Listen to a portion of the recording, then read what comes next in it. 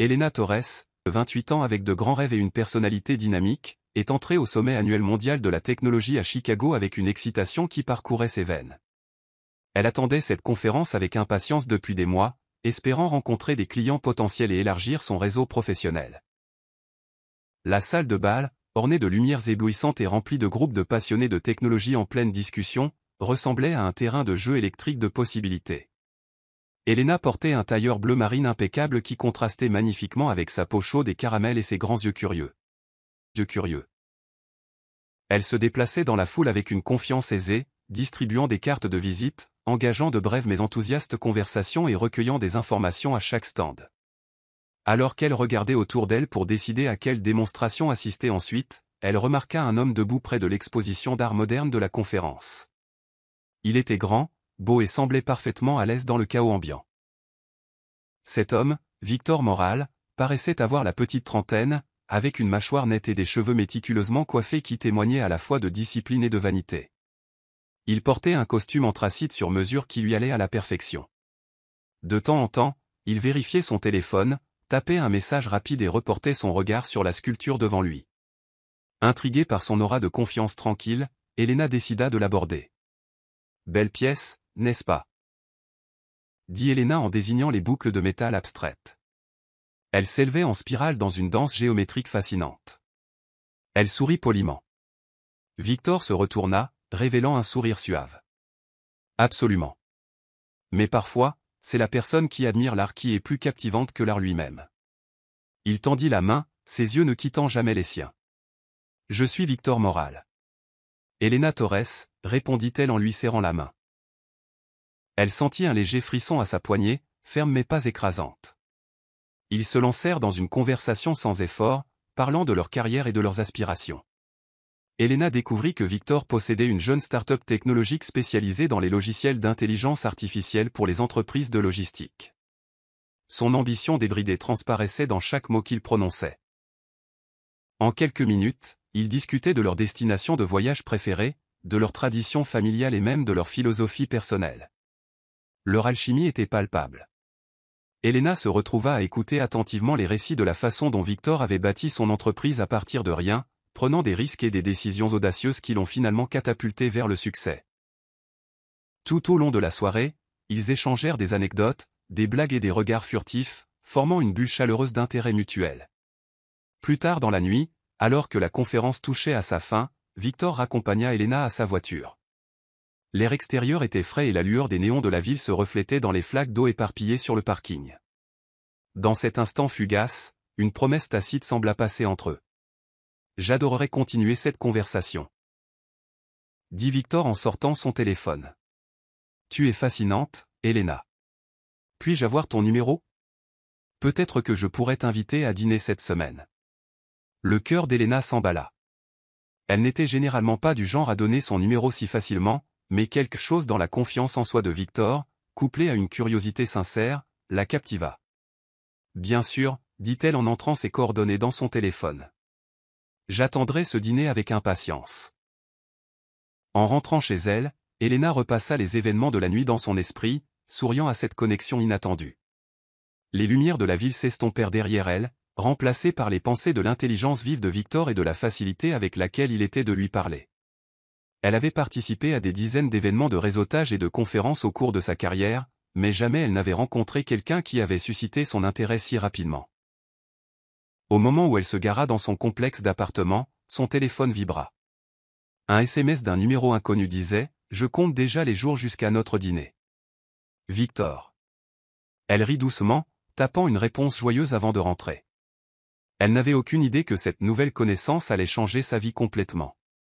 Elle ne pouvait prévoir l'obscurité qui se cachait derrière ce charisme éblouissant, ni les épreuves qu'elle finirait par endurer de ses mains. Pour l'instant, elle ne ressentait que le frisson d'une romance naissante et les possibilités infinies qui semblaient s'épanouir devant elle.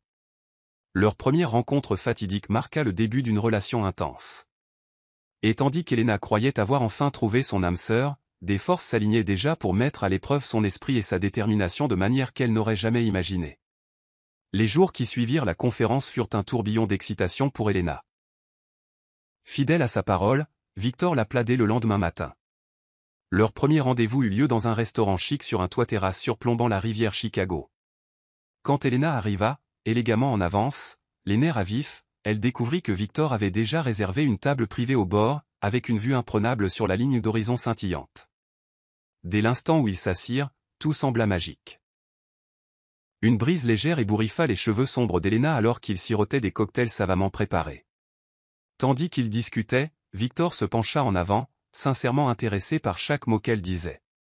Il voulait tout savoir sur son enfance, sa passion pour le marketing et ses rêves pour l'avenir. Quand la conversation se tourna vers lui, il parla de ses entreprises avec une confiance qui frôlait l'arrogance mais ne dépassait jamais la ligne. Tout au long de la soirée, Victor fit preuve d'un charme finement réglé qui semblait sans effort. Il insista pour commander un dessert spécial, un soufflé au chocolat décadent qui arriva avec un cierge magique dessus, juste parce qu'il voulait que la soirée soit festive. Avant qu'Elena ne puisse protester, Victor avait déjà réglé l'addition, balayant ses préoccupations d'un sourire enjoué. « C'est moi qui t'ai invité, dit-il, alors je m'en occupe. La prochaine fois, peut-être qu'on fera un bras de fer pour avoir la chance de payer. » Ils éclatèrent de rire, un rire qui semblait naturel et libérateur. Si une partie de l'esprit d'Elena se demandait si Victor était trop parfait, son humour et sa générosité balayèrent rapidement ses doutes. Les semaines suivantes furent une série de gestes grandioses et de moments touchants. Un week-end, Victor surprit Elena avec des billets pour un concert de jazz dans un club intime où jouait un saxophoniste de légende. Les airs chauds et sensuels préparèrent le terrain pour une nuit de danse lente, leur corps assez proches pour sentir le battement de cœur de l'autre. Une autre fois, il organisa un voyage spontané dans un vignoble voisin, où ils passèrent la journée à déguster des vins, à se promener dans les vignes luxuriantes et à rire de leurs tentatives pour identifier des notes de chêne ou de baille dans chaque verre. Entre ces sorties somptueuses, Elena découvrit que Victor remplissait son téléphone de messages adorables. Ils allaient de notes encourageantes pour ses présentations de travail, « Vas-y, championne !» à des photos aléatoires de lui prenant un café avec la légende, « Je pense à toi !»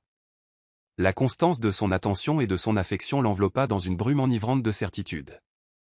C'était comme si toutes ses relations passées pâlissaient en comparaison de cette romance vibrante et totale. Chaque fois que les amis d'Elena lui posaient des questions sur Victor, elle ne tarissait pas d'éloges sur sa prévenance et son ambition. Elle leur racontait comment il la faisait se sentir chérie et respectée. Sa mère, Béatrice, sembla sceptique au début, rappelant à Elena que les gestes grandioses pouvaient parfois être des masques pour des intentions cachées. Mais Elena rejeta cette mise en garde, l'attribuant à la protection naturelle de sa mère. Le frère d'Elena, Daniel, un commandant de haut rang de la marine en poste dans un autre État, n'avait pas encore rencontré Victor en personne. Étant donné son emploi du temps chargé, les seules impressions de Daniel sur Victor provenaient des appels téléphoniques enthousiastes d'Elena. Daniel se dit heureux pour sa sœur mais l'a mis en garde de rester vigilante, une précaution qu'Elena ignora également. Alors que la romance grandissait, Elena se mit à rêver d'un avenir avec Victor. Il parlait ouvertement de vouloir une famille, de la façon dont il imaginait une maison animée par les rires des enfants. Et comme Elena avait toujours voulu la même chose, un foyer énergique rempli d'amour, ces mots sonnaient comme une promesse. Un soir, après un autre rendez-vous extravagant qui s'est terminé par une promenade au bord du lac Michigan, Victor se tourna vers Elena avec une expression vulnérable qu'elle n'avait jamais vue auparavant. « Parfois, je m'inquiète, avoua-t-il, d'aller trop vite. De te submerger avec tous ces projets et ces aventures. Mais je ne peux pas m'en empêcher, Elena. Tu m'inspires à rêver plus grand. » Le cœur d'Elena fondit à son aveu. « Ce n'est pas écrasant, » le rassura-t-elle en lui prenant doucement la main. « C'est merveilleux. Tu me donnes l'impression que tout est possible. » Il expira, une vague de soulagement le parcourant visiblement. « Je n'ai jamais ressenti ça avant, » murmura-t-il en se penchant pour lui déposer un doux baiser sur le front. « Avec toi, c'est comme si j'avais enfin quelqu'un qui me voit pour qui je suis vraiment. Et je veux juste te rendre heureuse. » Elena l'embrassa en retour, son esprit nageant dans les possibilités. Elle le crut entièrement à ce moment-là. Elle ne vit que la détermination dans ses yeux, la chaleur dans son sourire, et ne sentit aucune des ombres qui se glisseraient finalement dans leur relation. Au cours de ces premiers mois, tout brillait de l'enchantement d'un conte de fées. Si de petites irritations ou des divergences existaient, elles étaient facilement éclipsées par les grands récits de romance que Victor tissait. Et Elena, prise entre ses propres espoirs et l'attraction magnétique de son attention, voulait désespérément croire en leur histoire. C'était le genre de début que les romances de contes de fées promettent. Rire, passion et un vœu tacite qu'ils surmonteraient toujours les épreuves que la vie pourrait leur lancer. Mais sous la surface, une réalité différente se préparait, une qui mettrait à l'épreuve chaque once de la force et de la conviction d'Elena. Leur relation s'intensifia rapidement, et bientôt Elena passa la plupart de ses nuits dans l'élégant condo de Victor en centre-ville. C'était un espace impeccable avec des fenêtres allant du sol au plafond offrant une vue imprenable sur la ville. Elle se délectait de la nouveauté de tout cela, du sentiment d'entrer dans un monde différent, parsemé de luxe et d'ambition.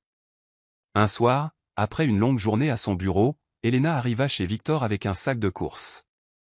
Elle avait l'intention de le surprendre avec une lasagne maison, un plat réconfortant qu'elle avait perfectionné au fil des ans en cuisinant avec sa mère. L'arôme appétissant commença à remplir le salon à air ouvert juste au moment où Victor entra, l'air visiblement épuisé. « Longue journée » demanda Elena avec sympathie, s'approchant de lui pour un câlin. « Tu n'as pas idée » marmonna-t-il en lui rendant son étreinte. Réunion sur réunion, des clients qui ne savaient pas ce qu'ils voulaient. J'ai à peine eu une minute pour respirer. Pendant que la lasagne cuisait, Elena tenta d'alléger l'atmosphère. Elle le taquina sur ses cheveux méticuleusement coiffés qui semblaient encore parfaits malgré ses plaintes. Victor sourit, semblant apprécier ses efforts pour lui remonter le moral. Ils dînèrent ensemble, discutant de tout, de l'expansion du marché pour sa start-up technologique aux mésaventures comiques qu'Elena avait rencontrées à son propre travail ce jour-là. Après le dîner, alors qu'Elena débarrassait les assiettes, son téléphone vibra sur le comptoir de la cuisine. Victor aperçut l'identification de l'appelant. C'était Logan, un collègue masculin de l'agence de marketing d'Elena, connu pour être amical et lui envoyer occasionnellement des nouvelles amusantes. Elle prit son téléphone pour répondre par un SMS rapide, expliquant qu'elle était en plein dîner. « C'est la 3e fois cette semaine qu'il t'envoie un message », remarqua Victor, son ton passant de détendu à légèrement accusateur. Elena haussa un sourcil. « Logan est juste un ami. » dit-elle nonchalamment, continuant de taper sur l'écran de son téléphone. « Il travaille sur une grosse campagne avec moi, donc on reste souvent en contact. » Les yeux de Victor se plissèrent, et il posa sa fourchette avec plus de force que nécessaire. « Pourquoi a-t-il besoin de t'envoyer des messages si souvent? N'est-il pas capable de gérer son travail sans te déranger après les heures de bureau ?» Un petit nœud se forma dans l'estomac d'Elena. Elle haussa les épaules, essayant de dissiper la tension. « Il veut probablement juste un avis. »« Ce n'est pas grave, Vic. » Sans prévenir, Victor se leva et contourna la table, tendant la main vers son téléphone. Elena le retira instinctivement.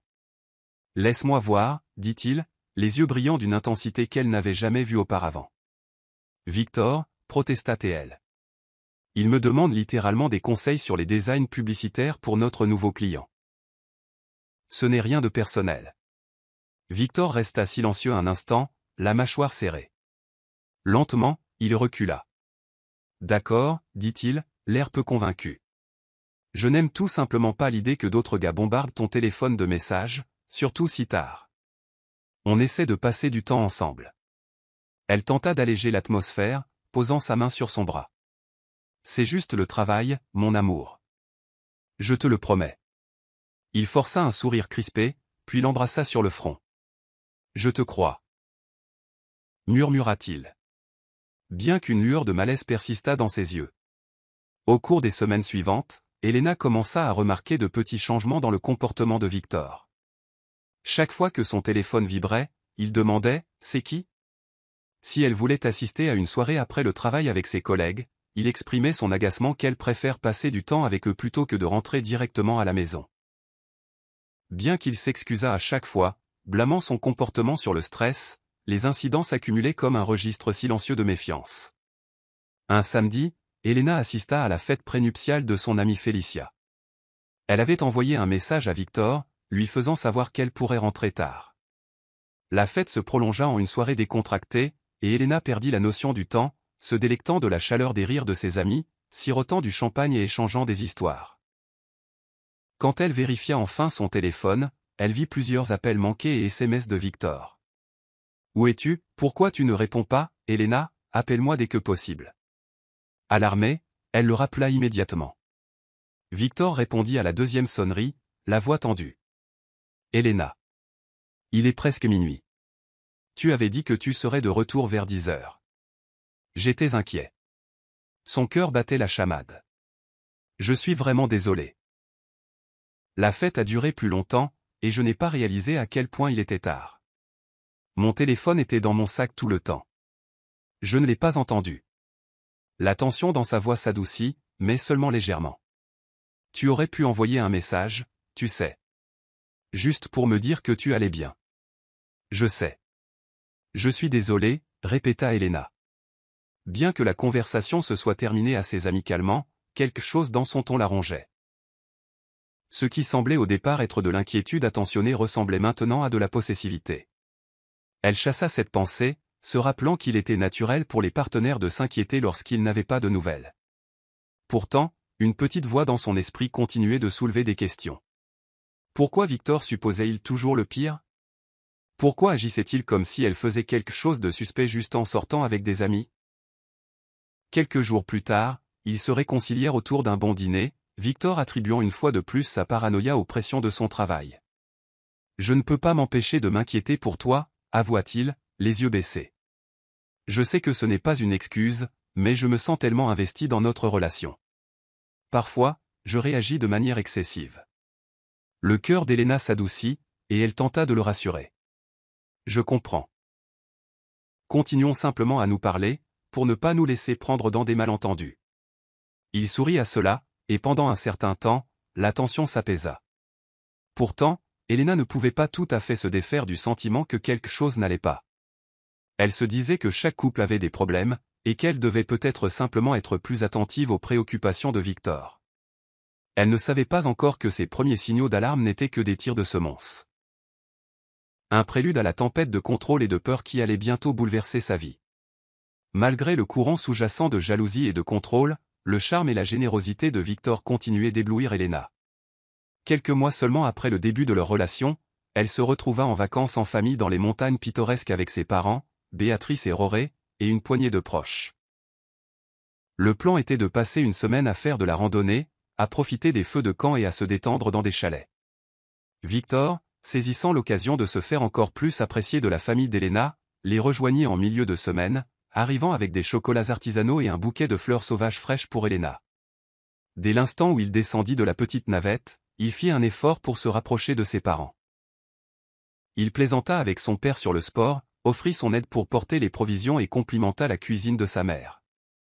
Les proches d'Elena semblaient enchantés par lui, partageant des rires autour du feu de camp et louant sa prévenance.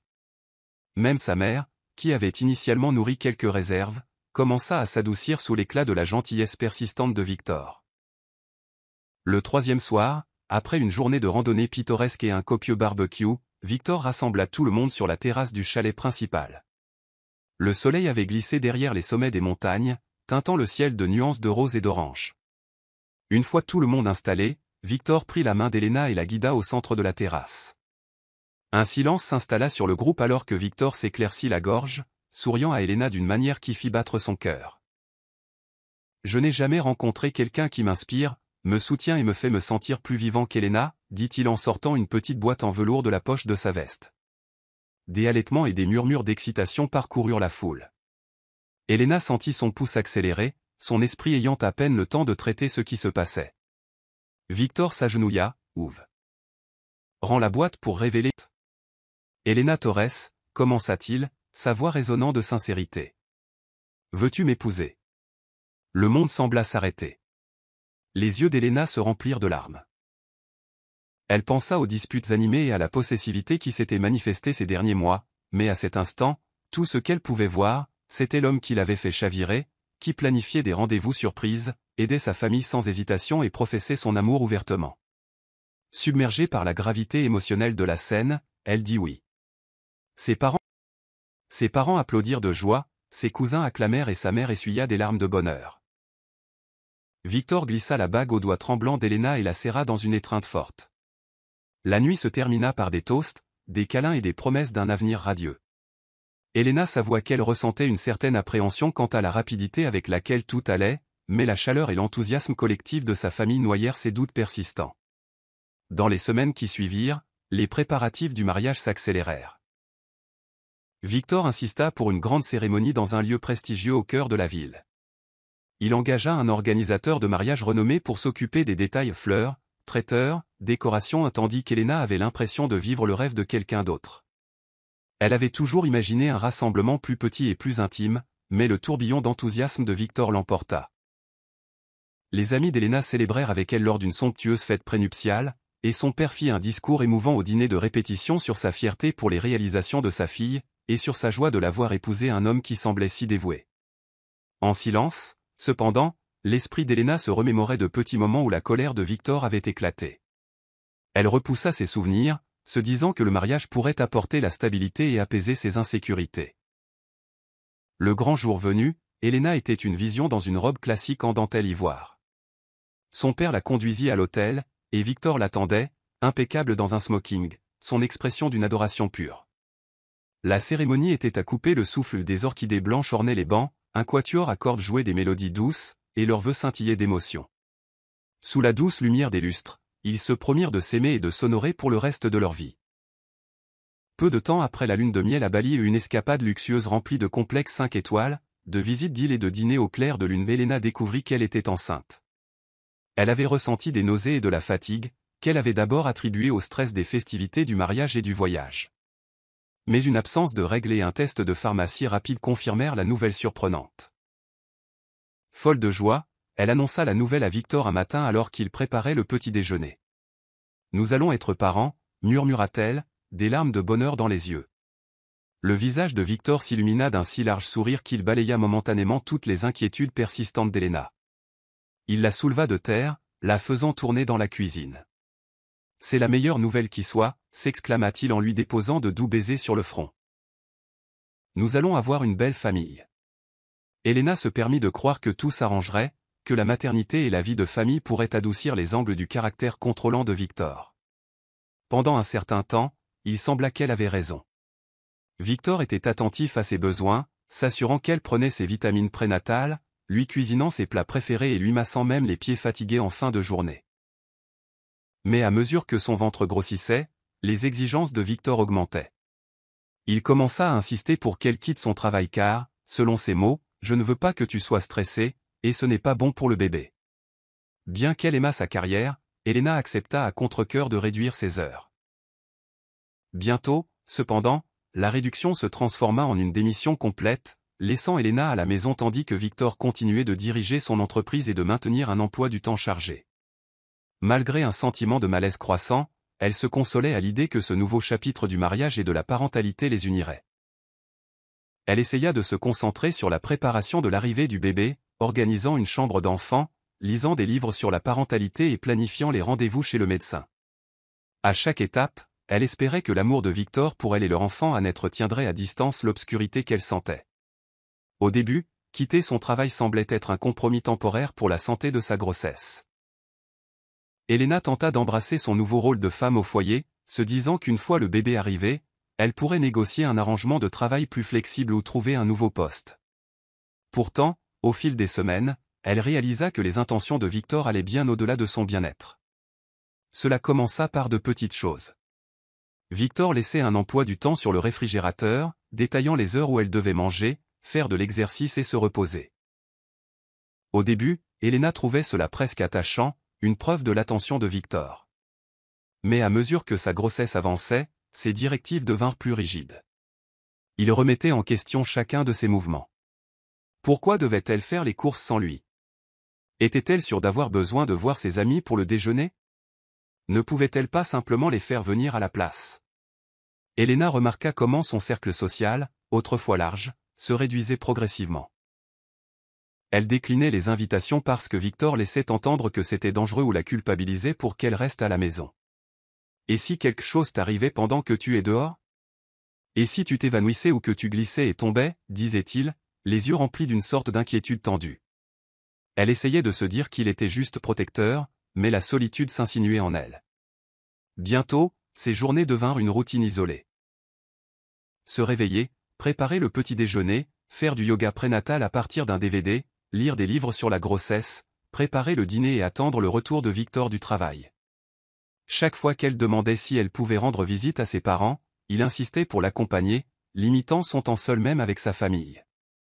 Un après-midi, en rangeant la chambre d'amis, Elena tomba sur une pile de factures impayées. Cela la laissa perplexe car Victor lui avait toujours dit que ses finances étaient en ordre. Elle les remit soigneusement en place et décida de ne pas lui en parler immédiatement, incertaine si elle avait le droit de remettre en question la façon dont il gérait son argent. Cette découverte, cependant, laissa un sentiment de malaise tenace. Ce soir-là, Victor rentra plus tôt que d'habitude. Elena aborda timidement le sujet. « Je nettoyais la chambre d'amis et j'ai trouvé des factures que tu as peut-être oublié de payer, dit-elle, essayant de paraître décontractée. Instantanément, le visage de Victor s'assombrit. « Pourquoi fouinais-tu dans mes affaires » demanda-t-il. « Je ne fouinais pas, » insista Elena, surprise par son agressivité. « Je rangeais juste la chambre. Je ne voulais pas m'immiscer dans tes finances personnelles. » Victor laissa échapper un rire sec. « Ce sont nos finances maintenant, n'est-ce pas » rétorqua-t-il. « Mais tu n'as pas à t'en soucier. C'est mon travail. C'est moi qui subviens aux besoins de cette famille. » Elena sentit une boule se former dans sa gorge. « Je suis désolé, je ne voulais pas outrepasser mes limites. Je voulais juste aider. » Il laissa finalement tomber l'affaire, mais sa colère flottait dans l'air comme une odeur rance. Elle sentait sa tension pulser sous la surface, prête à éclater à la moindre infraction. Dans les jours qui suivirent, son comportement de contrôle se resserra autour d'elle. Il exigeait qu'elle lui donne son téléphone à son retour à la maison, pour qu'il puisse voir avec qui elle avait parlé. « Je veux juste m'assurer que personne ne te stresse », expliquait-il avec une fausse préoccupation. Si elle refusait, il devenait silencieux et froid, parfois pendant des heures, la faisant se sentir coupable et anxieuse.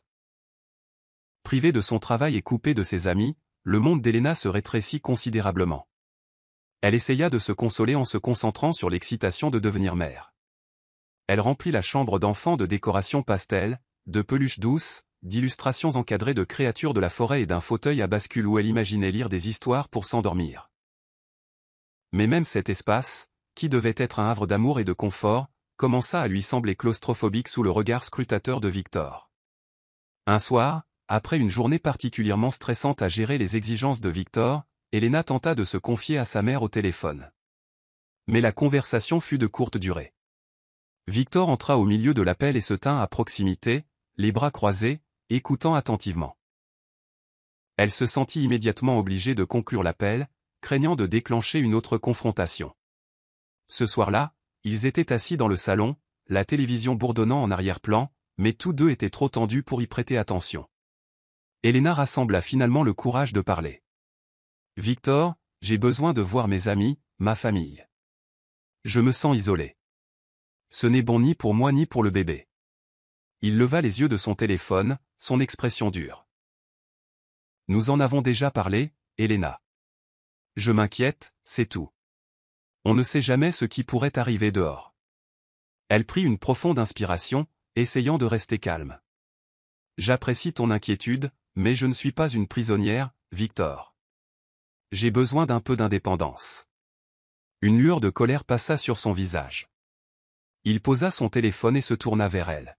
« Tu es enceinte de mon enfant. Cela signifie que j'ai la responsabilité de te garder en sécurité. Si tu veux te mettre en danger, peut-être que tu ne te soucies pas de notre bébé comme moi. » Des larmes piquèrent les yeux d'Elena. « Ce n'est pas juste, » murmura-t-elle, la voix tremblante. Victor soupira de manière dramatique, puis posa une main sur son ventre, le tapotant doucement. « Je fais ça pour nous, » dit-il en adoucissant sa voix. « Pour notre avenir. Fais-moi confiance, une fois que le bébé sera né, les choses seront différentes. » Elena déglutit difficilement, voulant désespérément le croire. Elle se disait que ce n'était qu'une phase extrême et surprotectrice, qui disparaîtrait une fois que Victor tiendrait leur enfant dans ses bras et réaliserait qu'il n'y avait aucune raison d'être si étouffant. Mais sous cet espoir se cachait une peur plus profonde, grandissant comme une vigne épineuse autour de son cœur, rendant la respiration difficile. Pourtant, elle afficha un visage courageux. Elle se disait que chaque relation avait des défis, et que peut-être, après l'arrivée du bébé, Victor s'installerait dans la paternité et abandonnerait son besoin de contrôle. Elle ne savait pas à quel point elle avait tort, et à quel point son comportement deviendrait dangereux. Les semaines se transformèrent en mois, et Elena entra dans les dernières étapes de sa grossesse en se sentant plus piégée que jamais. À mesure que son ventre s'arrondissait, l'intrusivité de Victor s'intensifiait. Il insistait pour la conduire à chaque rendez-vous chez le médecin, contrôlant le dialogue avec son gynécologue en orientant la conversation vers des sujets de son choix. Si Elena essayait d'évoquer ses propres préoccupations, comme ses crises d'anxiété ou son sentiment persistant de solitude, il l'interrompait rapidement avec des questions médicales plus pressantes sur le développement du bébé. À la maison, Elena trouvait du réconfort dans des plaisirs simples. Écouter de la musique apaisante, tenir son journal et planifier de petits détails pour l'arrivée du bébé. Elle essayait de maintenir un certain niveau d'interaction avec ses amis en leur envoyant des SMS de temps en temps. Mais chaque fois qu'elle tentait un appel téléphonique, Victor apparaissait, planant juste assez près pour tout entendre. Si une amie suggérait de se retrouver pour un café ou un déjeuner, Elena devait trouver des excuses. Son dos lui faisait mal, elle avait un rendez-vous chez le médecin, où elle ne se sentait tout simplement pas d'attaque. Rien de tout cela n'était entièrement faux, mais cela cachait la vraie raison, Victor interdisait de telles sorties. Son frère Daniel, en poste dans une base navale de l'autre côté du pays, appelait régulièrement pour prendre de ses nouvelles. Mais à chaque fois, Elena se retrouvait à minimiser la réalité de sa situation. Daniel lui manquait terriblement. Ils avaient toujours été proches, et dans une autre vie, il aurait été à ses côtés pour la réconforter et la défendre si nécessaire. Pourtant, la honte et la peur l'empêchaient d'en dire trop. Un soir particulier, Elena se sentait plus émotive que d'habitude. Elle avait passé toute la journée seule pendant que Victor assistait à des réunions d'affaires. Elle décida d'appeler Daniel, espérant que le simple son de sa voix pourrait la calmer. Après quelques sonneries, il décrocha. « Salut, petite sœur. Comment va ma future maman préférée ?» demanda-t-il d'un ton joyeux. Des larmes montèrent aux yeux d'Elena. « Je vais, bien », répondit-elle en forçant un petit rire. « Juste fatiguée, tu sais ? La grossesse est plus difficile que je ne l'imaginais. » La voix de Daniel s'adoucit avec inquiétude. « Tu n'as pas l'air bien, es-tu sûre que tout va bien ?» Elena fit une pause, la gorge nouée. Elle envisagea de lui dire qu'elle se sentait contrôlée, qu'elle avait peur des sautes d'humeur de Victor et qu'elle aspirait à la liberté de prendre ses propres décisions. Mais le souvenir de l'avertissement de Victor, sa menace de lui enlever le bébé si jamais elle le trahissait, résonnait dans son esprit. « Je vais bien, vraiment », insista-t-elle en ravalant ses larmes. « C'est juste les hormones. Tu sais comment c'est. » Avant que Daniel ne puisse insister, Elena entendit la voiture de Victor arriver dans l'allée. La panique la saisit et elle conclut rapidement l'appel. « Je te rappelle plus tard, Daniel. »« Je t'aime », dit-elle précipitamment, raccrochant avant qu'il ne puisse répondre. Victor entra quelques instants plus tard, la regardant d'un air suspicieux. « À qui parlais-tu ? » ?»« À mon frère, » répondit Elena, luttant pour stabiliser sa voix. « Juste pour prendre des nouvelles. » Je ne lui avais pas parlé depuis un moment. Victor traversa le salon, enlevant sa cravate et la jetant sur le canapé. « Tu aurais pu attendre que je rentre pour que je puisse lui dire bonjour, » marmonna-t-il en lançant un regard scrutateur à Elena. « Tu sais que j'aime suivre tout ce qui se passe dans cette famille. » Elle hocha docilement la tête, ne voulant pas discuter. C'était comme si chaque facette de sa vie était désormais filtrée par la permission de Victor. Elle ne se souvenait pas de la dernière fois où elle avait pris une décision uniquement basée sur ses propres désirs. Ses parents, remarquant son retrait progressif, tentèrent d'intervenir avec des visites surprises, mais Victor les interceptait toujours. S'il se présentait à l'improviste, il disait qu'Elena se reposait ou était malade. Parfois, sa mère parvenait à s'asseoir avec elle quelques minutes. Assez longtemps pour sentir le désespoir croissant de sa fille, mais jamais assez longtemps pour lui arracher la vérité. Dans ces moments fugaces, Elena se demandait si elle devait se confier. Raconter à sa mère comment les habitudes de contrôle de Victor l'avaient privée d'indépendance, comment elle avait l'impression de se perdre de jour en jour. Pourtant, chaque fois qu'elle ouvrait la bouche pour parler, la peur la paralysait. Elle ne savait pas si quelqu'un la croirait. Après tout, Victor avait soigneusement construit une image publique de mari attentionné, anxieux pour le bien-être de sa femme et de son bébé. Plus Elena restait silencieuse, plus elle sombrait dans le désespoir. Elle se sentait prise dans un tourbillon de manipulation, convaincue que personne ne pourrait vraiment l'aider si Victor décidait de se déchaîner. Certains jours, elle rêvait de faire un petit sac et de s'enfuir chez ses parents ou à la base de Daniel. Mais où irait-elle ? Comment subviendrait-elle à ses besoins si Victor la coupait financièrement? L'avenir du bébé pesait sur son esprit. Elle ne supportait pas l'idée de devenir une mère en fuite, sans plan stable ni ressources. Tard dans la nuit, quand Victor dormait, Elena restait éveillée, sentant les doux coups de pied du bébé. Elle murmurait de silencieuses excuses à l'enfant qui grandissait en elle, promettant qu'elle trouverait un moyen de leur offrir à tous les deux une vie meilleure. Mais l'aube apportait toujours de nouveaux défis. Un autre jour à marcher sur des œufs autour du tempérament imprévisible de Victor, un autre jour d'occasion manquée de se confier aux personnes qu'il aimait le plus. Son isolement devint si profond qu'elle avait du mal à se souvenir de la femme vibrante et indépendante qu'elle avait été. Mais une petite étincelle de détermination brillait encore dans son cœur, comme une bougie dans une tempête. Elle s'y accrochait, priant pour qu'elle la guide vers la liberté avant qu'il ne soit trop tard. Alors que la date d'accouchement d'Elena approchait, le tempérament de Victor devint plus volatile. Des inconvénients mineurs le mettaient en colère, un dîner servi 5 minutes en retard, une télécommande égarée, un appel téléphonique qu'elle avait passé et qui avait duré plus longtemps qu'il ne le jugeait nécessaire. Chaque altercation se terminait par ses excuses en larmes, suivies de sa contrition peu sincère et de promesses vides de ne plus réagir de manière excessive. Un soir, alors qu'Elena faisait la vaisselle dans la cuisine, Victor entra en trombe, le visage orageux. « Pourquoi le panier à linge est-il encore plein ?» lança-t-il en jetant ses clés sur le comptoir. « Que as-tu fait de ta journée ?» Elle sentit son visage rougir. « Je n'ai pas eu le temps. Je ne me sentais pas bien, et le bébé a été très actif. J'avais besoin de me reposer. » Ses narines se dilatèrent de colère.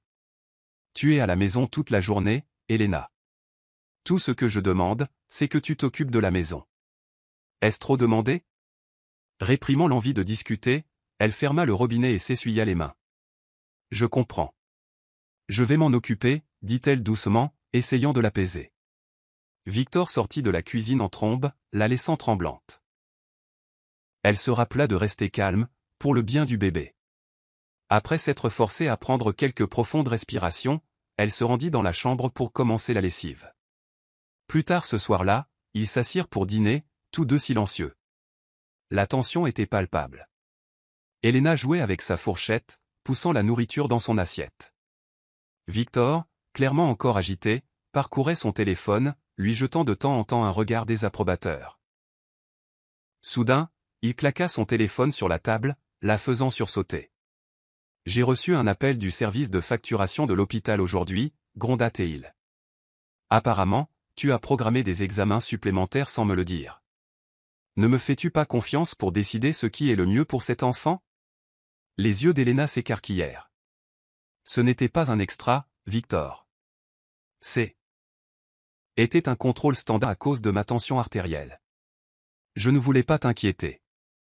Alors c'est toi l'experte médicale maintenant, ricana-t-il, la voix dégoulinante de sarcasme.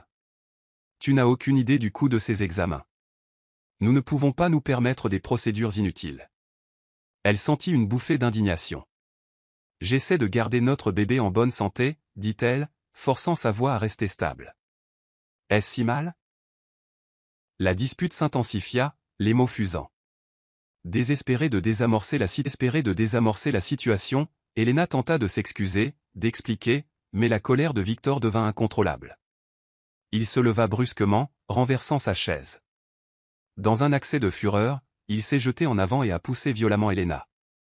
La force la fit trébucher en arrière jusqu'à ce qu'elle bute sur le bord du tapis. Elle atterrit lourdement sur le dos, haletant alors qu'une douleur aiguë lui transperçait l'abdomen. La panique l'a envahie lorsqu'elle a senti une crampe vive. Des larmes emplirent ses yeux alors qu'elle se tenait le ventre. Réalisant ce qu'il avait fait, le visage de Victor devint blême. Elena lutta pour s'asseoir, le cœur battant à la fois de terreur et d'inquiétude pour son enfant à naître. Elle sentit une douleur étrange qui n'était pas seulement physique. C'était l'éclatement de tout espoir qu'il lui restait que Victor puisse changer. « Victor » murmura-t-elle, la voix tremblante. « Je dois aller à l'hôpital. » Il resta là, figé, avant de récupérer rapidement les clés de sa voiture. « Très bien » marmonna-t-il en l'aidant à se relever. « Mais n'ose rien dire au médecin à ce sujet. Je te le jure, Elena, si tu le fais. » Elle hocha la tête craintivement, berçant son ventre. Le trajet en voiture jusqu'à l'hôpital fut tendu et silencieux. Chaque bosse sur la route lui envoyait des secousses de douleur. Victor conduisait agressivement, slalomant dans la circulation comme s'il fuyait sa propre culpabilité. À leur arrivée aux urgences, Elena fut transportée d'urgence pour un examen. Infirmières et médecins s'affairaient autour d'elle, vérifiant ses signes vitaux, effectuant des tests pour s'assurer que le bébé était en sécurité. Victor planait à distance, les bras étroitement croisés. Elle remarqua comment il foudroyait du regard quiconque croisait son regard, comme s'il les mettait au défi de poser des questions. Une infirmière d'âge mûr et bienveillante nommée Carla remarqua les ecchymoses d'Elena et la peur qui vacillait dans ses yeux. « Ma chérie, que s'est-il passé » demanda-t-elle doucement en lui prenant l'attention. Elena hésita, jetant un coup d'œil à Victor. Il se tenait près de la porte, lui lançant un regard noir. « J'ai glissé. » Réussit finalement à dire Elena, la voix tremblante. Carla pinça les lèvres, clairement sceptique, mais ne dit rien de plus. Elle termina ses vérifications et partit consulter le médecin. Dans le couloir, Elena pouvait entendre des voix chuchotées. La porte s'ouvrit, révélant le médecin, qui s'approcha d'elle avec une douce inquiétude. « Elena, vous semblez avoir très mal » dit-il en mesurant soigneusement ses mots. « Nous devons nous assurer que tout va bien avec le bébé. Nous devons aussi comprendre comment vous vous êtes fait ces bleus et cette blessure. Y a-t-il quelque chose que vous voulez nous dire » De nouveau, Elena jeta un regard anxieux à Victor. Il regardait toujours, une sombre silhouette d'avertissement. Elle secoua la tête. « C'était juste un accident » murmura-t-elle, répétant son mensonge précédent. Le médecin hocha lentement la tête, ses yeux reflétant une sympathie qui transperça les défenses d'Elena. À cet instant, elle réalisa qu'elle vivait un cauchemar. Terrifiée de dire la vérité, terrifiée de protéger l'homme qui la blessait. Malgré son silence, le personnel de l'hôpital reconnut les signes de violence. Ils alertèrent les services sociaux et contactèrent les autorités, invoquant les lois sur le signalement obligatoire pour les femmes enceintes présentant des blessures suspectes. Tandis qu'Elena était allongée sur le lit d'hôpital, son esprit tournait à plein régime. Elle redoutait la réaction de Victor une fois qu'il découvrirait qu'elle ne pouvait plus cacher la vérité. Elle ne savait pas encore que son appel à l'aide silencieux allait bientôt résonner bien au-delà des murs de l'hôpital, préparant le terrain pour une confrontation qui déciderait finalement de son sort et de celui de son bébé. La nouvelle se répandit rapidement. Malgré les tentatives d'Elena de minimiser la situation, le personnel de l'hôpital passa des appels confidentiels. En quelques heures, ses parents arrivèrent, les yeux remplis d'inquiétude. Puis vint son frère Daniel, qui prit un congé d'urgence de sa base navale et prit le premier vol pour rentrer. Le voir entrer dans la chambre d'hôpital, vêtu de vêtements civils mais dégageant une aura d'autorité indéniable, apporta à Elena une vague de soulagement qu'elle ne pouvait exprimer adéquatement. Pendant ce temps, Victor, qui faisait les 100 pas dans le couloir, devenait de plus en plus agité.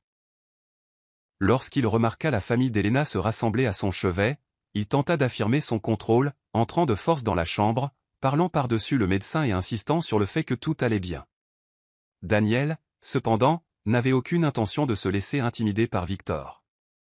Grand et large d'épaules, avec des yeux calmes mais intenses, Daniel avait l'allure d'un homme qui en avait commandé beaucoup.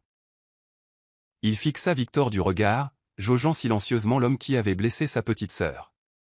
Elena se redressa dans le lit d'hôpital, ses ecchymoses plus visibles maintenant que le personnel médical avait nettoyé la zone autour de son abdomen. Sa mère se tenait à ses côtés, lui caressant doucement les cheveux, tandis que son père faisait les 100 pas près de la porte, les poings serrés. Daniel s'approcha d'elle, posant une main rassurante sur son épaule. « Je suis là maintenant, elle » dit-il doucement, la voix brisée par l'émotion. « Dis-moi ce qui s'est passé. » Malgré son épuisement, Elena ne pouvait pas croiser le regard de son frère. Elle sentait le poids de la honte l'écraser. « C'était un accident » murmura-t-elle, répétant les mêmes mots qu'elle avait donnés aux infirmières. Victor, s'avançant, tenta de paraître convaincant. Elle a glissé, Daniel. Le tapis de notre salle à manger, il est facile de trébucher sur le bord. Je lui ai dit tant de fois de faire attention. Béatrice, la mère d'Elena, se tourna vers Victor, les yeux pleins de larmes.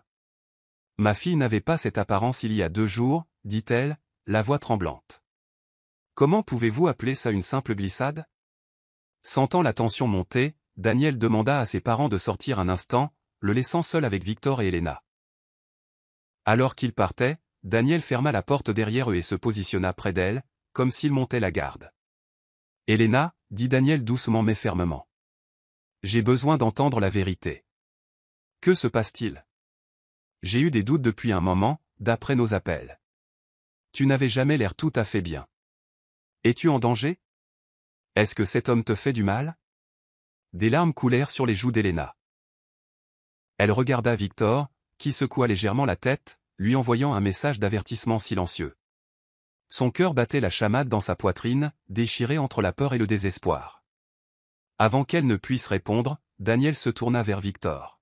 « Si tu lèves encore la main sur ma sœur, ne serait-ce qu'une fois, tu auras affaire à moi, dit-il d'une voix basse et contrôlée qui portait le poids de années d'entraînement militaire. Victor ricana, croisant les bras. « Je n'ai pas peur de vous, commandant, cracha-t-il, le sarcasme perçant dans son ton. Daniel tint bon, impassible. Tu devrais, l'avertit-il. J'ai assez de ressources pour m'assurer qu'Elena et son enfant sont protégés. À ce moment, la porte s'ouvrit et un policier entra, suivi d'une assistante sociale de l'hôpital. Nous sommes ici pour poser quelques questions, dit le policier poliment mais fermement, regardant d'Elena à Victor. Les yeux de Victor se plissèrent. Il lança un regard venimeux à Elena. Elle tenta de se ressaisir, essuyant ses larmes et relevant le menton avec une détermination nouvelle. « Madame, pouvez-vous s'il vous plaît nous dire ce qui s'est passé » demanda le policier, son ton doux. Elena déglutit difficilement. Les images de la nuit défilèrent dans son esprit, la poussée de Victor, la douleur, la terreur dans la voiture. Elle sentit la main rassurante de Daniel sur son épaule. À cet instant, elle réalisa qu'elle ne pouvait plus protéger Victor au détriment de sa propre vie et de celle de son enfant à naître. Elle prit une profonde inspiration. Il m'a poussé, avoua-t-elle, ses yeux fixés sur l'insigne du policier pour éviter le regard de Victor. J'ai eu peur pour mon bébé. J'ai toujours peur. Victor expira brusquement. Elle est sous l'effet des hormones. Elle exagère. Daniel intervint rapidement. Tu n'as pas le droit de parler maintenant. Lança-t-il en s'interposant entre Victor et Elena. Le policier posa d'autres questions à Elena, notant ses réponses dans un petit carnet. L'assistante sociale s'enquit doucement des conditions de vie d'Elena, de la fréquence des incidents et de savoir si Elena avait des craintes pour sa sécurité. Chaque question ressemblait à une nouvelle blessure, mais à chaque réponse, Elena sentait un léger soulagement du fardeau écrasant qu'elle portait. Dans le couloir, ses parents attendaient avec anxiété. La tension était si épaisse que chaque infirmière et médecin qui passait semblait la sentir. Après plusieurs minutes, le policier sortit et parla tranquillement avec la famille. Daniel hocha solennellement la tête, et Béatrice laissa échapper un sanglot étouffé. Roré secoua la tête avec incrédulité, serrant fermement la main de sa femme. De retour dans la chambre, l'assistante sociale informa Elena qu'il coordonnerait avec l'hôpital pour s'assurer qu'elle ait un endroit sûr où séjourner une fois sortie. Nous pouvons organiser un transfert vers un refuge pour femmes si nécessaire, offrit doucement l'assistante sociale. Ou si votre famille peut fournir un foyer sûr, nous pouvons faciliter cela. L'important est de s'assurer que vous n'êtes pas seul avec quelqu'un qui pourrait vous faire du mal à nouveau. Le souffle d'Elena trembla alors qu'elle répondait « Je veux rester avec mes parents. Au moins jusqu'à la naissance du bébé. » Derrière eux, Victor se tenait dans un silence bouillonnant. Sa confiance antérieure s'évanouit alors qu'il réalisait que le filet se resserrait autour de lui. Il tenta d'intervenir, mais le policier posa calmement une main sur le bras de Victor, lui faisant signe de rester immobile. Daniel se tourna vers Elena, son expression un mélange de soulagement et de colère. « On s'occupera de toi, elle. Je te le promets. » À cet instant, Elena sentit la gravité de sa nouvelle réalité. Elle avait fait le premier pas, avouant la violence à voix haute. Il n'y avait pas de retour possible à la façade d'un mariage heureux. Malgré la peur qui la parcourait, elle sentit aussi une faible lueur d'espoir. Elle n'était plus seule, sa famille s'était ralliée à ses côtés, et la loi était maintenant impliquée. Pour la première fois depuis longtemps, elle se permit de croire qu'elle et son bébé pourraient avoir un avenir plus sûr. Plus tard le même jour, alors qu'Elena se reposait dans une chambre d'hôpital privée sous observation, les rouages de la justice se mirent en marche. Daniel travailla rapidement en tandem avec ses relations militaires et ses contacts juridiques civils. Il contacta un vieil ami du service de police local, confirmant que des accusations contre Victor pouvaient être déposées pour violence domestique. Tout ce qui était nécessaire était la déclaration officielle d'Elena, ainsi que la documentation de l'hôpital sur ses blessures. À travers les stores partiellement ouverts de sa chambre, Elena regarda le policier de tout à l'heure et un autre détective s'approcher de Victor, qui était assis dans le couloir. Son cœur battait la chamade. Bien qu'elle ne puisse entendre les mots exacts échangés, elle reconnut le comportement calme mais autoritaire du policier. La posture de Victor se raidit lorsque le second policier s'avança, sortant une paire de menottes. Dans un flot de protestations furieuses, Victor fut placé en état d'arrestation. Il tenta de discuter, désignant la chambre d'Elena et insistant sur le fait que tout cela n'était qu'un malentendu, mais les policiers restèrent fermes. Ils lui lurent ses droits, expliquèrent qu'une ordonnance restrictive serait demandée et l'escortèrent. Des larmes montèrent aux yeux d'Elena, pas entièrement de soulagement mais aussi d'un profond sentiment de perte. Malgré tout ce qu'il avait fait, une partie d'elle se souvenait encore de l'homme dont elle était tombée amoureuse, celui qui l'emmenait en week-end romantique et la faisait rire aux éclats. Le voir emmener menotté semblait surréaliste et déchirant. Pourtant, elle savait que c'était le seul moyen de se protéger, elle et son enfant à naître. Daniel et les parents d'Elena entrèrent dans la chambre peu de temps après. Sa mère enlaça Elena, lui murmurant des mots de réconfort. L'expression sévère de son père trahissait la colère qu'il nourrissait. Daniel lui serra doucement la main, sa voix résolue. « Il ne te fera plus de mal, elle. Tu es en sécurité maintenant. Et nous ferons en sorte que ça reste ainsi. » Au cours des jours suivants, Elena resta à l'hôpital pour observation. Les médecins surveillaient son état, s'assurant que le rythme cardiaque du bébé restait stable. Elle était émotionnellement à vif, aux prises avec un mélange complexe de soulagement, de peur et de chagrin. Les infirmières allaient et venaient, chacune offrant un sourire aimable ou une tape rassurante sur l'épaule. Certaines partageaient des regards silencieux et empathiques, ayant vu de nombreuses femmes avec des histoires similaires passer par leurs soins. Pendant ce temps, Daniel travaillait sans relâche pour finaliser les mesures de protection. Il obtint une ordonnance restrictive temporaire contre Victor, lui interdisant de s'approcher à une certaine distance d'Elena ou de la contacter de quelque manière que ce soit. Daniel engagea également l'aide d'un avocat spécialisé en droit de la famille. Lorsqu'Elena fut autorisée à sortir, elle s'installa chez ses parents, une maison de banlieue modeste mais confortable où elle avait grandi.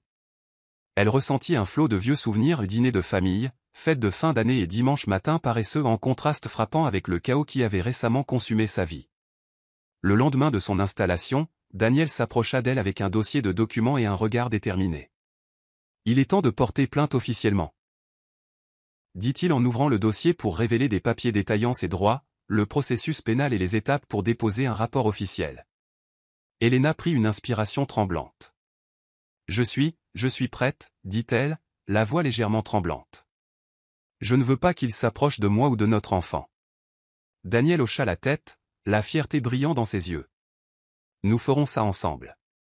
Tu n'es pas seul. » Ils passèrent les heures suivantes au poste de police local, où Elena fit une déclaration détaillée. La détective chargée de son cas, une femme posée nommée officier Saunders, la traita avec chaleur et respect. Elle expliqua la procédure pour le procès, les résultats possibles et ce à quoi il fallait s'attendre si Victor tentait de contester les accusations. Alors que le processus judiciaire avançait, l'avocat de Victor prit contact, tentant de négocier. Il offrit d'abandonner tout contact si Elena retirait les accusations. Elena tint bon. Le souvenir d'elle allongée sur le sol, berçant son ventre dans l'agonie, lui donna la résolution de refuser. Daniel, toujours le grand frère protecteur, fit clairement savoir qu'aucun accord ne serait envisagé à moins que Victor n'admette ses torts et ne reste en permanence hors de la vie d'Elena. Pendant ce temps, l'image publique de Victor prit un coup significatif. Ses partenaires de start-up technologiques prirent leur distance avec le scandale. Les investisseurs retirèrent leur financement. Alors que l'affaire attirait l'attention des médias locaux, notamment avec des références au grade de Daniel dans la marine, la réputation soigneusement entretenue de Victor commença à s'effriter. Il fut contraint de démissionner de postes clés dans son entreprise, une décision qui généra encore plus de gros titres. Malgré le bouleversement, Elena ressentit un sentiment croissant d'autonomie. Elle commença à assister à des séances de thérapie organisées par son assistante sociale, découvrant un espace sûr pour surmonter son traumatisme. Entourée du soutien indéfectible de sa famille, elle commença à reconstruire sa vie. ses parents transformèrent la chambre d'amis en une chambre de bébé temporaire, peignant les murs d'un doux jaune et installant un berceau à côté d'un fauteuil à bascule. Chaque étape tangible vers l'accueil de son bébé ressemblait à une nouvelle couche de guérison. Au milieu du chaos, Elena renoua également avec de vieux amis. Elle contacta Felicia, l'amie dont elle avait assisté à la fête prénuptiale, et se confia à elle sur la violence. Felicia écouta sans jugement, partageant des histoires émouvantes d'autres femmes qu'elle connaissait et qui avaient survécu à des relations toxiques. Lentement, Elena reconstruisit son réseau de soutien, un cercle de personnes en qui elle pouvait avoir confiance, qui l'encouragerait à se tenir droite face à l'adversité. Pendant tout ce temps, Daniel resta une présence constante. Il la tenait informée des procédures judiciaires de Victor, l'assurant qu'elle n'aurait pas à affronter son agresseur seule au tribunal. Les jours où Elena se sentait dépassée, il lui rappelait sa force intérieure, racontant des souvenirs d'enfance sur sa détermination à atteindre ses objectifs, comme la fois où elle avait insisté pour apprendre à faire du vélo sans petit trou à l'âge de 6 ans. Dans les moments calmes, Elena posait une main sur son ventre, sentant les battements de son enfant à naître. Elle comprenait maintenant que quitter Victor n'était pas seulement pour se sauver elle-même, c'était pour protéger l'avenir qu'elle portait en elle. À chaque coup de pied et mouvement qu'elle sentait, sa résolution se solidifiait. Elle avait échappé au contrôle de Victor, et il ne dicterait plus le cours de sa vie. 3 mois plus tard, Elena entra en travail un matin d'automne frais. Ses parents la conduisirent à l'hôpital en toute hâte, Daniel les suivant dans sa propre voiture. Un tourbillon d'émotions la submergea, anticipation, nervosité et un courant sous-jacent de tristesse que Victor ne serait pas là pour la naissance. Bien que son esprit revisitât occasionnellement ses premiers souvenirs plus heureux avec lui, elle ne regretta jamais sa décision de partir. Elle savait qu'elle et son bébé étaient plus en sécurité ainsi. L'accouchement fut intense mais heureusement sans complications, grâce à l'équipe médicale compétente et à la résolution inébranlable d'Elena. Après plusieurs heures épuisantes, Elena donna naissance à une petite fille en bonne santé, qu'elle nomma Sofia. En berçant son nouveau-né, Elena ressentit un profond sentiment de but et de renouveau. Dans les petits traits de Sofia, elle ne voyait pas seulement l'empreinte génétique de Victor, mais la promesse d'un nouveau départ, un départ construit sur l'amour, pas la peur. Dans les semaines qui suivirent la naissance de Sofia, Elena continua de se rétablir. Bien que ses nuits fussent sans sommeil et ses journées remplies des exigences constantes d'un nouveau-né, elle trouva une paix qui lui avait échappé pendant des mois. Sa mère l'aidait avec les biberons et les changements de couches, tandis que Daniel cuisinait des repas sains lorsqu'il était de repos. Parfois, Elena ressentait des pincements de culpabilité à propos de son mariage raté, se demandant si elle aurait pu faire plus pour arranger les choses. Mais les séances de thérapie l'aidèrent à se rappeler qu'elle avait fait tout ce qu'elle pouvait, et que Victor était seul responsable de ses actes. Pendant ce temps, la bataille juridique de Victor s'intensifia. Des témoins de l'hôpital témoignèrent des blessures d'Elena, et des SMS documentant le comportement de contrôle de Victor furent présentés comme preuve. Le témoignage de Daniel sur l'état dans lequel il avait trouvé Elena à l'hôpital effrayée, meurtrie et émotionnellement brisée enfonça les derniers clous dans le dossier de Victor. Il fut reconnu coupable de violence conjugale. Bien que les audiences de détermination de la peine traînassent, il était clair que l'avenir autrefois brillant de Victor avait été irrévocablement terni par sa propre cruauté. L'avocat d'Elena la tenait régulièrement informée, mais elle se concentrait sur sa guérison et sur la construction d'une vie pour elle et Sofia. Elle se remit à lire ses revues de marketing et à rechercher des opportunités en freelance qu'elle pourrait gérer tout en s'occupant de son bébé. D'anciens collègues, en entendant son histoire, la contactèrent pour la soutenir, lui offrant des projets à temps partiel qu'elle pouvait gérer de chez elle. Chaque jour, Elena devenait plus certaine qu'elle ne tolérerait plus jamais une relation qui compromettrait sa sécurité ou son autonomie. Sofia devint sa force motrice, sa raison de continuer à lutter pour son bien-être émotionnel et son indépendance.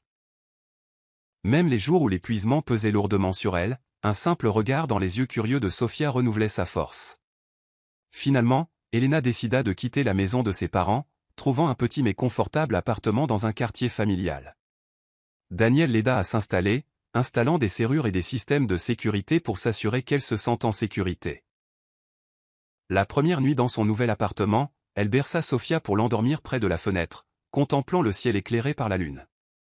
Une douce brise transportait l'odeur d'une nouvelle possibilité, et Elena s'autorisa un sourire. Ce n'était pas l'avenir qu'elle s'était autrefois imaginé, mariée au père de son enfant, vivant dans un condo somptueux, mais c'était un avenir paisible, libre de toute peur. Au fil du temps, l'histoire d'Elena devint un phare d'espoir pour d'autres dans des situations similaires. Elle commença à faire du bénévolat auprès d'organisations qui soutiennent les survivants de la violence domestique.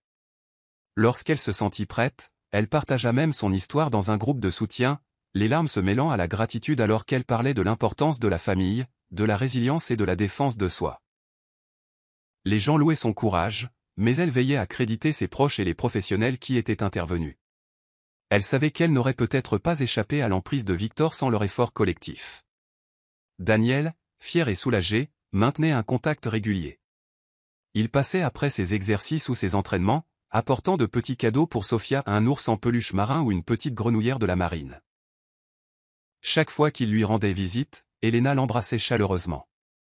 Il n'y avait pas de moyen adéquat de le remercier pour le rôle qu'il avait joué en lui sauvant la vie, mais elle essayait de montrer sa gratitude par de petits gestes en lui cuisinant son plat préféré, ou simplement en lui disant à quel point il comptait pour elle et Sofia. Un beau dimanche après-midi, toute la famille se réunit dans le nouvel appartement d'Elena pour un déjeuner de célébration. Ses parents, Daniel, quelques cousins proches, et même quelques amis avec qui elle avait renoué se pressaient dans le petit salon. Le bébé Sofia passait de bras en bras, couverte de doux baisers et de roucoulements. L'air était rempli de rire, de l'odeur de la cocotte maison et du doux soulagement d'une crise surmontée. Dans un moment de réflexion, Elena prit du recul pour observer la scène. Sa mère s'occupant de Sofia, son père plaisantant avec Daniel sur la marine, et ses amis discutant avec des sourires insouciants. Elle réalisa qu'elle avait enfin retrouvé son identité. Bien que les cicatrices de la violence ne disparaîtraient jamais complètement, elle en était sortie plus forte, avec une compréhension plus profonde de sa valeur et du pouvoir des liens familiaux. Lorsque Daniel croisa son regard de l'autre côté de la pièce, il leva son verre dans un toast silencieux.